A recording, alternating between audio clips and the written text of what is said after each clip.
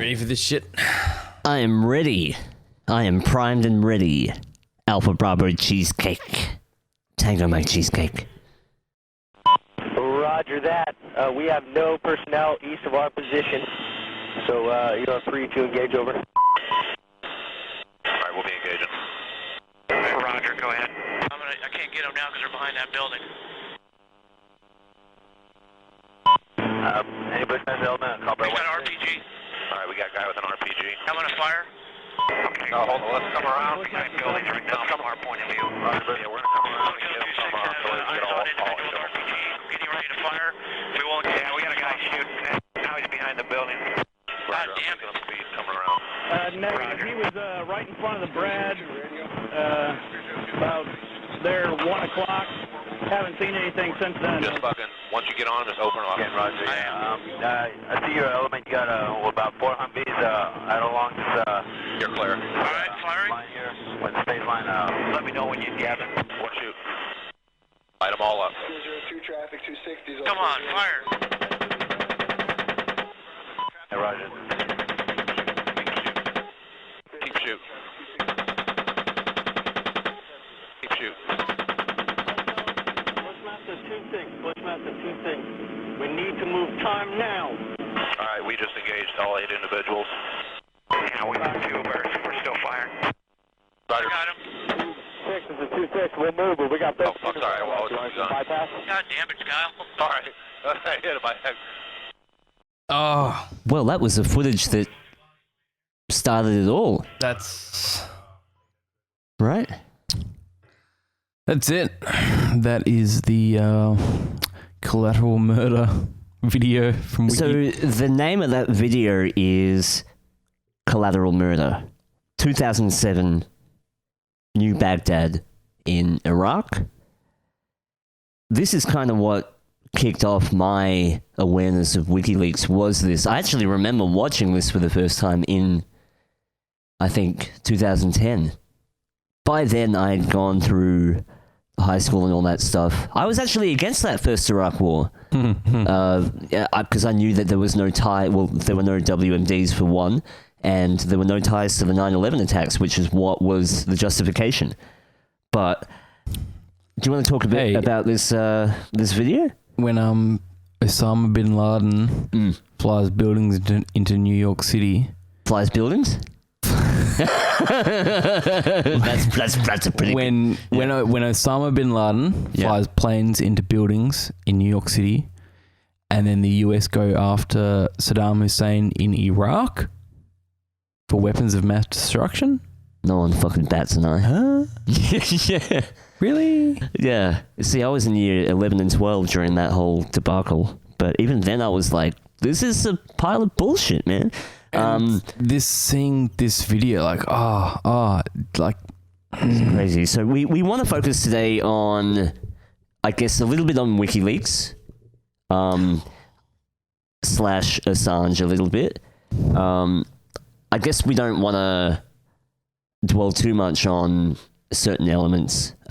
We just thought it was good to show this video, because it was really a precursor to WikiLeaks really blowing up. Yes, the thing with this video is when this happened, this was 2007 that this happened, and two Reuters journalists, I'm going to say Reuters, yeah. Reuters journalists were killed. So Reuters actually turned around and asked the US military for the video, because they were doing an investigation. They wanted to know how two of their journalists died in Iraq in some combat situation. The US military turned around and said, "Nah, fuck off. Like, no, we're not going to give it to you." And it was kind of like, it was actually stated, if I have it, so the US military, when they were asked by Reuters, said, it says here, the military did not reveal how the Reuters staff were killed, and stated they did not know how the children were injured.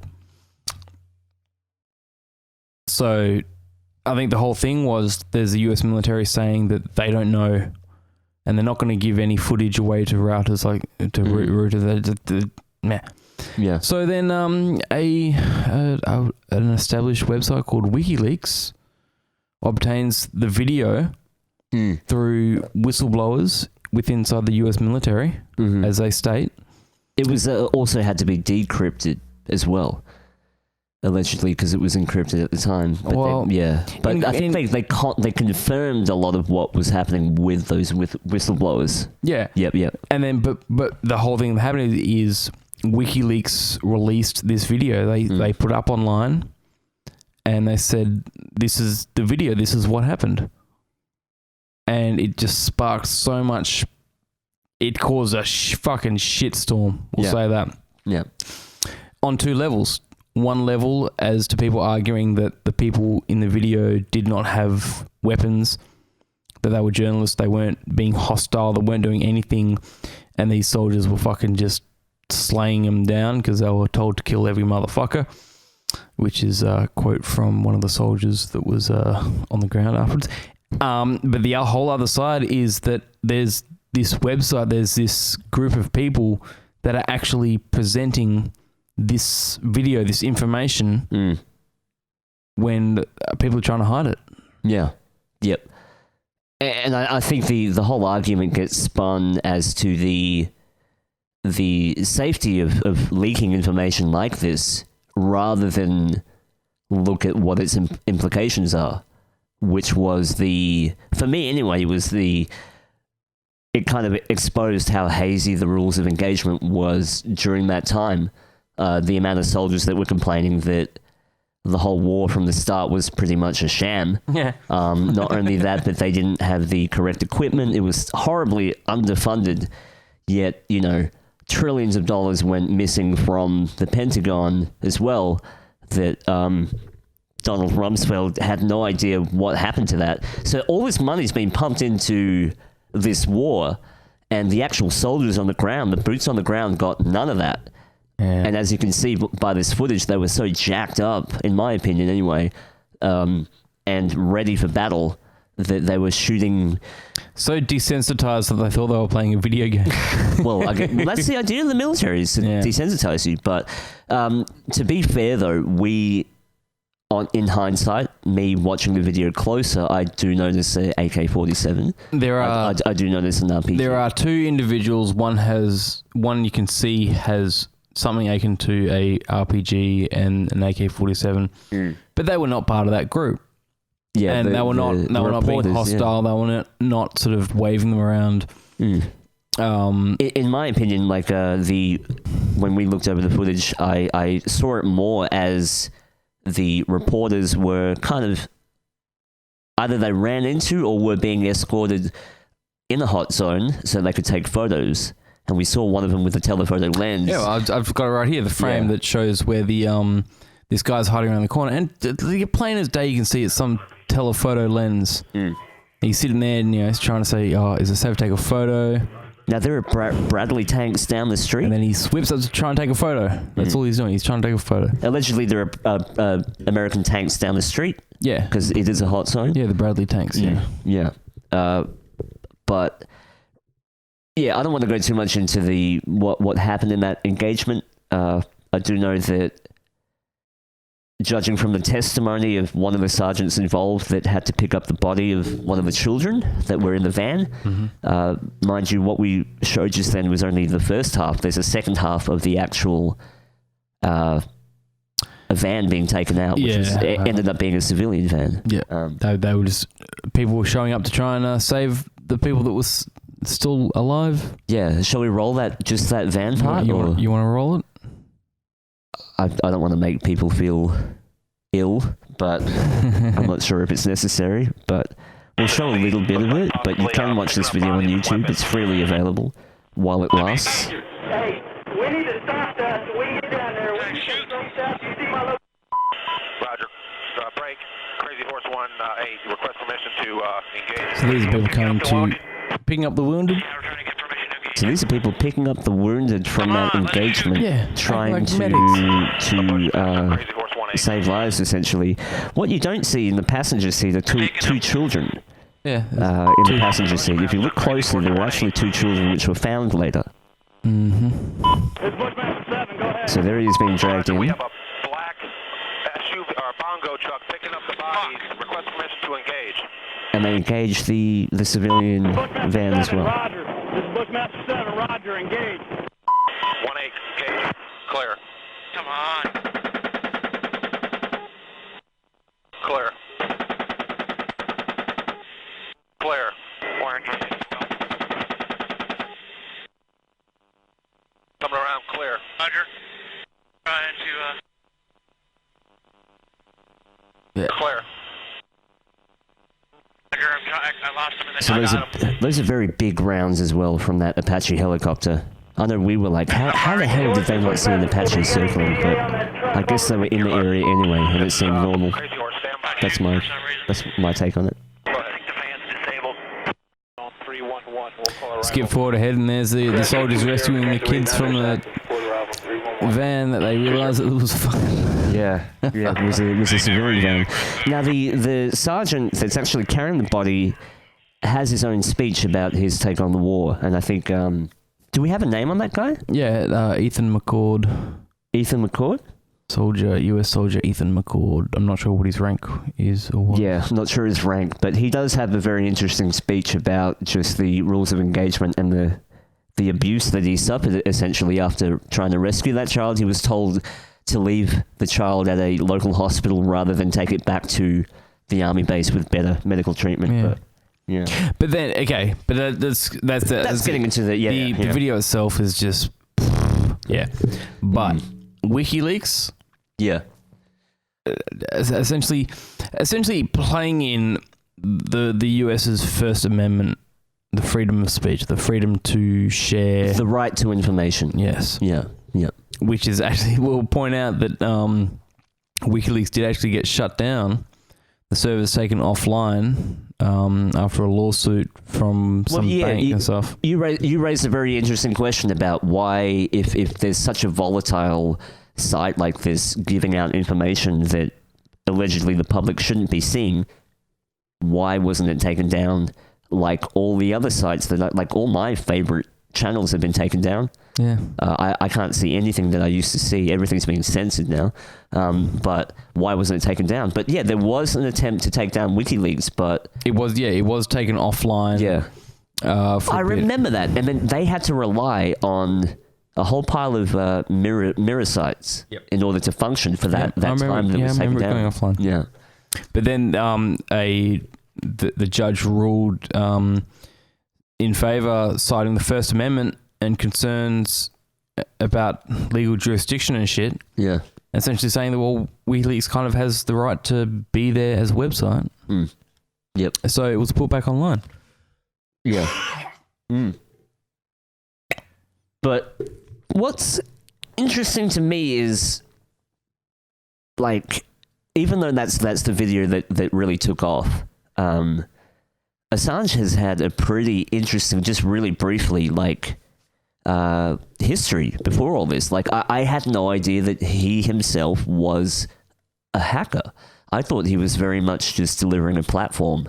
Like, I only knew him from WikiLeaks, but so he was born in Townsville, but he hacked into the US military database. Yeah. This In 1991, I was still fiddling around with like Doom and like remember when like Duke Nukem and all that came out on PC. Yeah. But here's this guy hacking into a US military database from Melbourne. From Melbourne, yeah. So living in Melbourne, yeah. He gets charged in Melbourne. He has his case heard and all that stuff, which inevitably moves him to Kenya in 2007, where he exposed a lot of the corruption of the local government there, with Al-Qaeda and kind of ties to Bin Laden. Yeah. But just the idea, I mean, I heard that he stopped a NASA launch. Is that real? Yeah. Where did I read that? Let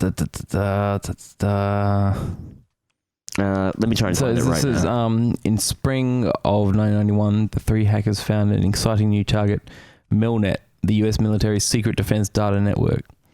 Quickly, Assange discovered a back door. He got inside. We had total control over it for 2 years, he claimed later. So they had control over Milnet for 2 years. Yeah. They did hack into NASA and had to halt a launch. It was actually a NASA plutonium space launch. I don't know. Remember that time they were launching plutonium into space? Oh, when they tried to blow a hole in the moon. Do you remember that shit? Do you remember that? No, not really. That just blew my fucking mind. I just remember that. I don't remember that. NASA were launching plutonium into this, just into space. Just read that this, one video. Read this thing. What? So it's from the Julian Assange Wikipedia page. He is thought to have been involved in the Wank hack, the Worms Against Nuclear Killers, at NASA in 1989. But he does not acknowledge this. In 1991, Assange was discovered hacking into the Melbourne master terminal of Nortel, a Canadian multinational telecommunications corporation. Wow. So, Wank had to do with Wank. NASA. Yeah. Now another. Oh, here we are. Julian Assange hacked NASA plutonium Yeah. space launch. What? Now another thing that he leaked was, remember when Australian was it Telstra? Well, basically they were blacklisting websites in Australia. The whole internet censorship thing that happened. And we just took a quick glance at some of the sites that went down. Yeah, I mean, some were specific YouTube videos, right? Specific actual direct sites, direct YouTube videos, not just like top level domain URLs, like actual direct pages. Yeah, but publicly available YouTube videos. But at the same time, a lot of those, you read them and it's a site that you don't want to go to. Yeah. So the whole thing that bugs me, so WikiLeaks have been putting out a lot of information, a lot of stuff that has been exposing a lot of crap. I always argue if what WikiLeaks is doing, how they're obtaining the information. Mm-hmm. If they're, I mean, like, to me, if there's actually people inside these organizations that don't agree with what they're doing and they want to expose it and they take the files and they send it to WikiLeaks, that's fine. I find that fine, completely fine. If there's people working for WikiLeaks and actually illegally hacking into these organizations and stealing information, or just for fun, like just to cause chaos. That's why Julian Assange hacked into Milnet, is just for fun, because he was bored, and that's why the cases got dismissed. Yeah. The one thing that really, I guess, was the beginning of the entrapment of Assange were the rape allegations that came out of Sweden. Yes, which came out around the same time as the Collateral Murder videos. 2010. Yeah, 2010. Yeah, yep. So at the time, what was his location? Was he? So what happened was, when he started WikiLeaks in 2006, which is actually registered under his stepfather's or real father's name, one of his fathers, because his whole life is a bit up and down. Yep. I have a whole thing on that as well. So he started WikiLeaks in 2006. The next year he went to Kenya, and he was doing a lot of stuff with the corruption and stuff, and getting the corruption report that was presented that was hidden. Blah blah. Got that, and that was one of the first things that was released on WikiLeaks. And between that and the Collateral Murder videos, there was shit tons of fucking stuff put up. What I said, Bilderberg Group Internal Reports and History from 1956 to 1980. Wow. The Australian Government's secret ACMA Internet Censorship Blacklist. That's the one you were talking about. Yep. Which you can actually open up. There's a text file. I'm going to click on that, open it up, and there is all the sites that the Australian government blacklisted. Right. Some of them, I'm not even going to read this shit out on. No, I think people should be. No. It's up there. If you can find it yourself. Go to WikiLeaks. But the fact is that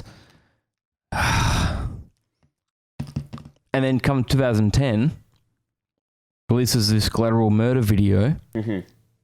And then all of a sudden, Sweden, because apparently he was in Sweden at the time, comes out with these whole rape and molestation allegations against him as a way to arrest him. And then shortly after, the charges were dropped because there was just no evidence. The charges were dropped. He went to Britain, Mm-hmm. and the Swedish government were trying to get him extradited. They wanted him back in Sweden so they could charge him, so they could do something. And the British were like, "Oh, hang on, okay, we have to. This is a hearing. Go to court. Blah blah blah."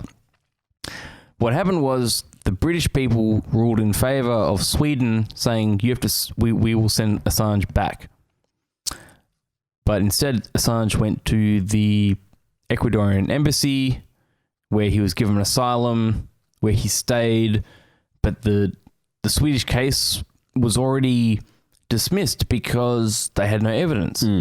But him going to the Ecuadorian embassy means he avoided bail. He breached bail. He breached his bail. The whole thing is, the bail thing is that we're not going to arrest you yet, but you have to stay in the country because of the hearings and all this other stuff. Yep. But by going to the Ecuadorian embassy, he essentially left the UK. That's right. Even though he was in the UK, in another embassy, so that I guess he was playing that sort of chess game. He was playing the chess game, yeah. So, but the whole thing is, are we skipping forward? Not necessarily. Okay. Yeah. So, and he was held up in that prison embassy. I'm gonna say prison embassy for how long? When did he go in there? 2012. He goes into the embassy, and he was in the embassy from 2012 to this year. How many years is that? That's like 7 years. 7 years. Mm-hmm. He lived inside this embassy. Yeah, with the cat. With embassy cat. Embassy cat. Yeah. Embassy cat. So he's really being sought after by this skipping bail charge. So he served 50 weeks, right? No. So this other happens. Like after 7 years, the Ecuadorian embassy was like, "No, we've had enough of you." Smearing your shit on the walls and being all crazy and stuff. Allegedly he was doing some psychotic stuff. Yeah, his mental state was allegedly starting to degrade. So they kicked him out. And as soon as he walked over that door, he was back in London. Arrested because he breached his bail conditions. Nothing to do with the Swedish rape and molestation allegations because they were already gone. Yeah. But then Sweden reopens the investigation now that he's back in London to try and get him extradited again. That was in May, and then in November this year, just recently, they closed it again. They dropped the investigation because they got nothing. Yeah. And now he's still serving 50 weeks in prison for the bail for leaving the UK and going to Ecuador. Yep. But now the US is still the US want him now as well. And you brought up a good point before that he's not just serving time along with all the other jailed people. He's actually been kept in a solitary confinement like cell. I don't know his specific situation, but his health is definitely deteriorating, and he actually got a petition signed by 60 doctors that have come forward saying that his health is on the decline and he might die in prison just serving that 50-week sentence. This one here states which is this article here was written by Kayla Epstein. Not going to go there. There's some synchronicity. It says more than 60 doctors have signed an open letter expressing serious concerns about the physical and mental health of Julian Assange, who is being held at a high security British prison. Doctors from the US, Britain, Italy, Germany, Sweden, Sri Lanka and Australia demand that Assange be taken to a university teaching hospital for assessment and care, and argued that he was not fit to stand trial next year. The letter cites multiple reports on Assange's health over the years, including assessments by Nils Melzner, the United Nations Special Rapporteur on torture and other cruel, inhuman or degrading treatment or punishment. In May, Melzer and a team of medical experts examined Assange and concluded that he exhibited all the symptoms typical for prolonged exposure to psychological torture. It's strange. Like no one knows what's happening to him. No one knows where he is or what's going on. But to find for 60 doctors from around the world to sign a petition claiming his medical health, that's... Yeah, did all 60 doctors go to the cell and visit him? Or I guess it's just more in show of support. But do you feel like those 60 doctors are kind of... They're not just 60 strangers. They would all have to sort of know each other. They kind of have to be in this... a community, shall we say. Yeah, and I'm sure that Assange has a community of backers behind him that are going out and seeking support from these people. Yeah. Lawyers, etc. So the main people, though, bringing that information about his treatment in the cell were his lawyers. It could be a cry for help. Could he be playing the game again? Could they be actually torturing him and just saying that they're not? Or is he acting psycho to get the hell out of there? Who knows? But... Depends who wants him. Depends what he knows. Yeah. And because we have heard rumours that he knows a whole lot about a lot of the current stuff that's happening now as well. So, well, whether him specifically, or he is the head of a group of people that have all that information, there's definitely stuff out there. There's definitely shit out there that this guy either knows or knows people that knows or has access to. Yeah. Oh, for sure. Absolutely, 100%. So, but also, I feel like the stuff that we see that gets leaked is only the publicly available stuff. There's got to be stuff. He's got to have trump cards everywhere, I think. Pun. Yeah. Because there's a lot of connections, trying to get connections now between WikiLeaks and the whole Russian Trump election shit, which turned out to be fucking bullshit bogus anyway. Oh, yeah. They're trying to bring that old Cold War shit back. Well, he might be a British spy. What makes you think that? Just the fact that he's being held in the UK for that long? No, just the fact that there's so much of this shit going on. Like the US trying to get him, the leaking information, being this Australian guy that shows up out of nowhere that has no real childhood history, and his first sort of public appearance is from hacking fucking NASA and Milnet. Yeah. I mean, the story about his family and his parents sounds like all fucking bogus bullshit as well. What do you mean? Like his a made up whole history? Like a made up fucking story. What about it sounds made up? It just sounds like a fucking, I don't know, fairy tale story. Doesn't seem real. I don't know where it is now. Does I say Bruce? But yeah, no, he's just like... I remember the weird thing. There was something ages ago. Remember there was that shooting in Norway? Yes. And they were talking about how... Anders Breivik? Something like that. Yeah, but he was this really Norway shooter, really blonde guy. And they're talking about how he had this real character about him. And Assange came out with that same kind of appearance. The sort of very tall, ice blonde hair kind of person. Yeah. From sort of out of nowhere. Kind of out of nowhere. Like no one knew who he was, where he came from. And then he turns out he's this guy that's hacking fucking government websites and doing all that stuff. And now all these countries are after him. You've got Edward Snowden on the US side, like how is he involved Joe in this? Rogan. Chatting with Joe Rogan. Yeah. It's got Chelsea Manning. Yeah. Yeah, all these people. It just feels like there's some kind of like a bigger government thing going on. Yeah. And Assange is in the middle of it. And to be some sort of just innocent kid from Melbourne in the middle of it. Yeah, I see what you mean. A lot of these guys being an Australian citizen and also an Ecuadorian citizen, like Ecuador, like where does that come from? I don't even know where Ecuador is, let alone the embassy in London. You can't point it out on the map. I couldn't point out Ecuador on a map. I know it's somewhere along the equator because that's where it gets named from, Ecuador. But yeah, you're right. With a lot of these guys, their histories are very, very. And then when he secretive. When he came out of the Ecuadorian embassy and was arrested by British police, he gave the good thumbs up. Yeah, he was pretty. He was like, it's good. Let's get that thumbs up. That's why I feel like it's part of a move that maybe he's found a way out, or he has a plan B, because no one that's going away to solitary confinement would do that. I mean, there's one where he's really smiling. But there's also someone that comes up to the window that allegedly he was given a thumbs up to, some other lawyer. Let's have a look at the actual arrest.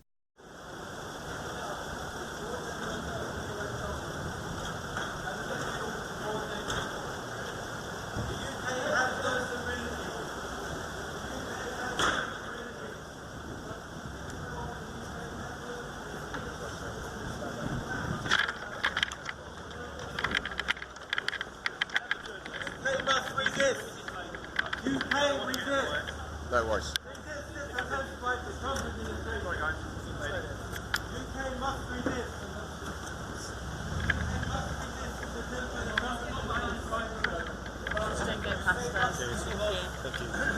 Yeah.